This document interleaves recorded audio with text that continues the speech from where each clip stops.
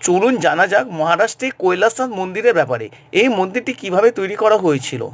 Generally কোনো মন্দির তৈরি করতে গেলে আমরা নিচের দিক দিয়ে তৈরি করে উপর দিকের অংশটা বানাই, কিন্তু সবচেয়ে আশ্চর্যের বিষয় হলো এই মন্দিরটি প্রথমে চূড়াটাকে তৈরি করে পাথরটাকে কেটে কেটে নিচের অংশ তৈরি করা হয়েছিল।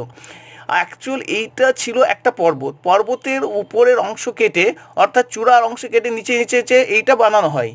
এই মন্দির বানাতে যে 4,000 টন পাথর বের করা হয়েছিল, কিন্তু অদ্ভুত বিষয় হলো যে এই মন্দিরটি যে 4,000 টন পাথর কেটে বাদ দেওয়া হয়েছিল, আশেপাশে কোনো পাথর এখন পর্যন্ত দেখা যায়নি।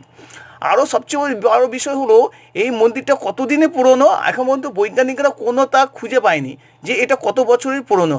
কারণ এই পাহাড়টা যে কবে তৈরি হয়েছিল বৈজ্ঞানিকরা এখনও কোনো দিনও জানতে পারেনি পর্বতটা কতদিন পুরনো। সুতরাং এই মন্দিরের বয়স কত তা জানা সম্ভব হয়নি। বন্ধুরা, যদি আমার ভিডিওটা ভালো লেগে থাকে তাহলে প্লিজ সাবস্ক্রাইব এবং লাইক করে দেবেন।